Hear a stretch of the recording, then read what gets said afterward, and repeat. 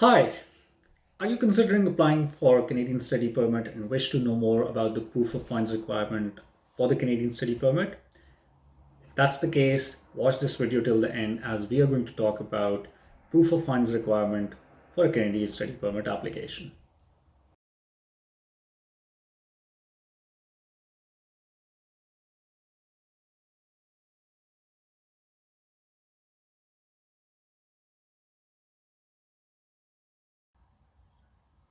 My name is Hassan Sharik and I'm a regulated Canadian immigration consultant based in the beautiful Canadian city of Mississauga. So, as mentioned earlier, we are going to talk about the proof of financial support for a Canadian study permit application. For those who wish to study in Canada and who are not Canadian citizens or permanent residents, in most cases require a Canadian study permit or what is usually called a study visa to study in Canada. And as per the requirements of Government of Canada, the Department of Immigration, on top of your intention to study in Canada, you're also required to prove your financial ability to fund your education or the proposed education in Canada.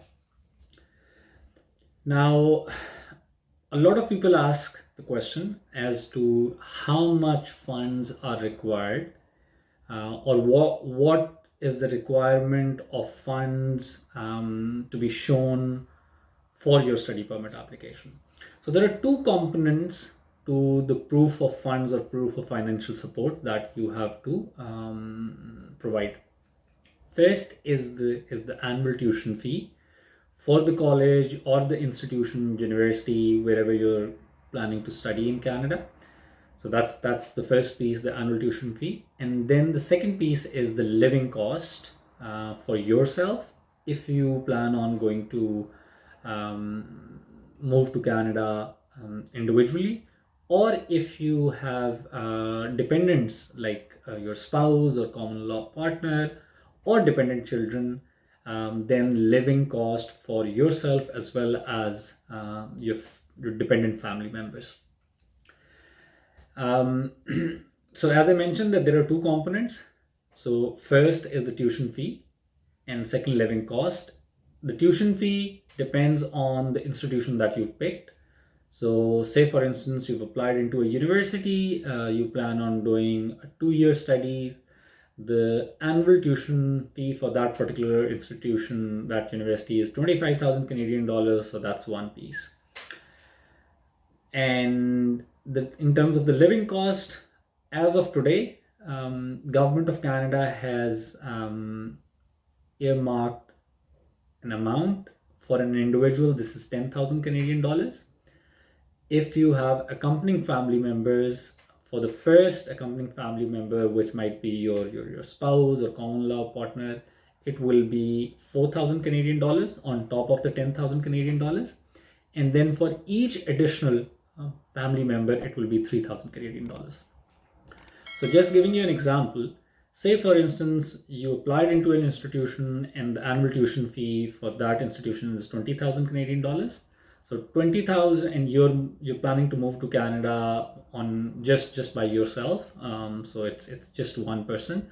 So it will be $20,000 as the tuition fee plus $10,000 as the living cost. So at minimum 30,000 Canadian dollars or equivalent foreign currency has to be shown in the required format, which I'll talk later in the video.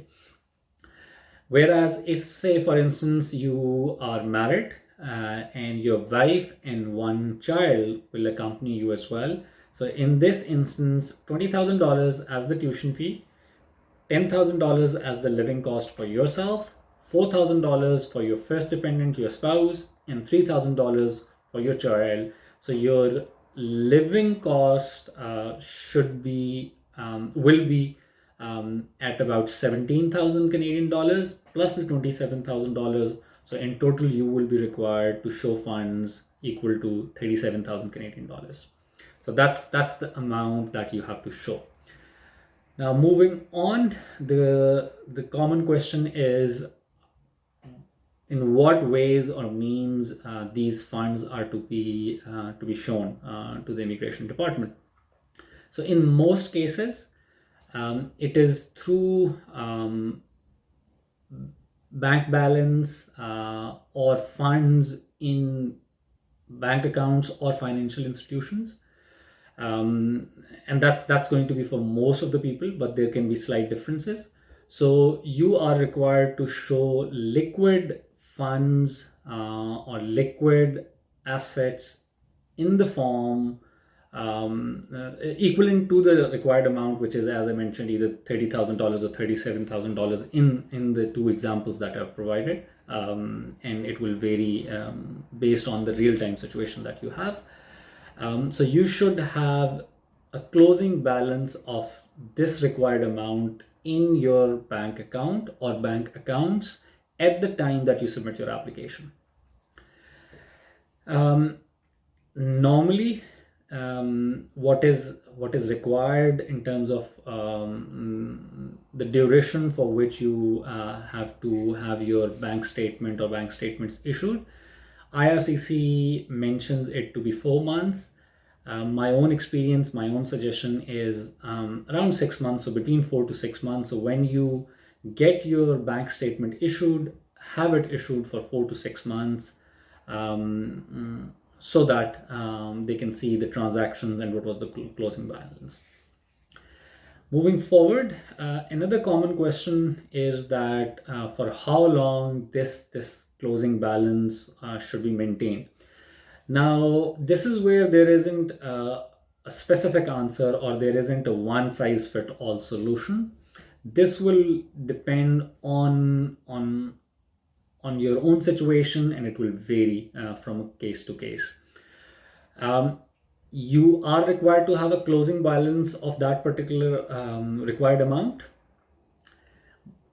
If you've had that balance maintained for last 4 months, 5 months, 6 months, brilliant, that's great. But if that's not the case, that does not mean that you do not fulfill the requirement. Maybe you've had balance close to that. There were transactions in and out, and then right before your study permit application, there was an asset that you sold, and you had that transaction or the inflow of funds into your account through a transaction. So that's perfectly fine. If for most of the months prior to you obtaining your bank statement, the balance was way below, and all of a sudden there is one big transaction or a few big transactions, you are only required to provide an explanation or justification for that. And this is common practice, that sometimes you yourself or your sponsor might have real estate or some other asset, and they might sell that off because it was kept for the purpose of your study. So as long as you can provide an explanation, perfectly fine. So there's no real fixed requirement that your funds should be maintained for a certain amount of time. After this, another important aspect or a common question is that who can be the sponsor? In most instances, it is yourself, if you've been working and you have your own savings, or it can be your parents, because if, say, for instance, somebody is applying for an undergraduate degree and they're only 17 or 18 years old, most likely they wouldn't have a lot of their own savings, so it will be their parents who would be funding. Beyond that, it can be other relationships as well, like your grandparents, your siblings, your real uncle and aunts. But beyond yourself and your parents, as you move further, you have to provide more justification. And again, there's no hard and fast rule. As long as it is justified, it's fine, and that person can be a sponsor. Just giving you an example, say for instance somebody has lost their parents early in the childhood, and they were under the guardianship of their grandparents or an uncle or an aunt. So in this instance, if that grandparent or uncle is being the sponsor, that's perfectly fine. So it again depends on your situation. But as I mentioned, if it goes anything beyond yourself and your parents, then you have to provide a little more justification. Moving on, there is a question a lot of times as to if real estate or such tangible assets can also be used as proof of financial support. So the minimum required amount, say for instance, as I gave you the example early on, if you require 30,000 Canadian dollars, now those 30,000 Canadian dollars should be shown as liquid assets in form of a bank deposit or a term deposit in your bank account or financial institution. And that cannot be shown as a real estate or some other tangible asset. So that has to be in liquid form, but you can definitely use real estate, other tangible assets to support or supplement your application, because this minimum amount that I mentioned, this is the minimum that is required. Officers are also looking at your ability to fund your education beyond that first year. If your duration, if the duration of your proposed study is more than a year. So say for instance, if somebody is applying for a 4 years bachelor's, the requirement is that they have to provide proof of funds for first year, but officers will be interested in knowing that what are the possibilities that the sponsor will be able to fund your education beyond that first year. So just giving you an example, if somebody's parents are sponsoring them, and they have an established business, so as long as they are able to provide the bank statements showing enough funds for first year, and it's an established business from which there's good income every year, so that can be used, and then they have assets in form of real estate and stuff that can be used to provide this argument to the officer that there is enough income in future, or there is enough real estate or other assets that can be used for financial needs of your education in the years to come. But real estate and such tangible assets cannot be used as proof of financial support for the basic amount that you require for the first year of study. I'd also like to add here that in some instances, it can be your sponsor could actually be a financial institution or some other entity. So it could be a government body as well. So some students from different parts of the world get these government scholarships. At times they are being funded by various NGOs, or some students avail students loans from various commercial banks around the world. So if that's the case, then definitely the sponsor can be these institutions. You just have to provide documentation that you have been awarded or approved for such a funding, and that will be considered as the appropriate financial support. To conclude it, I would say that as an applicant for a Canadian study permit, it is your responsibility to convince the officer that you have the financial means to be able to fund your proposed education in Canada for the first year and beyond that as well. So you have to prove this through documentary evidence, and you need to make sure that you're presenting your case in a way that things are very clear. The officers are not going to assume anything. In most cases, they might not give you a benefit of doubt. Rather, if you have the required funding available or financial means with you, but you are not able to present that in the right manner, this can cause a rejection on your study permit application, because this can create doubts in the mind of a case officer, and then they can start looking at other factors as well, and cumulatively this could become the reason or the reasons for your study permit application.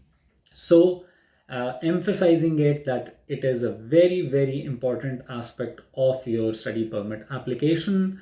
Work on it, try and present your case in the best possible manners. This is all from my side on the topic of financial support or financial requirement for a Canadian study permit application. I hope after watching this video, you would have a better understanding, and I've been able to add some value. I would reiterate the fact that in terms of financial support, there are certain basic requirements, but there is no one size fit all solution. You do have to look at the overall picture and then present it in the best possible manner. If you still have questions and queries, you're more than welcome to post them in the comment section, and myself and my staff will try and get back to you. I would apologize that some very case specific questions, specifically in this regard, we might not be able to answer because we don't have all the details, and we don't really want to just give an opinion with just a comment or something like that. But if there are any questions with regard to the policy or something like that, we'll be happy to answer on that.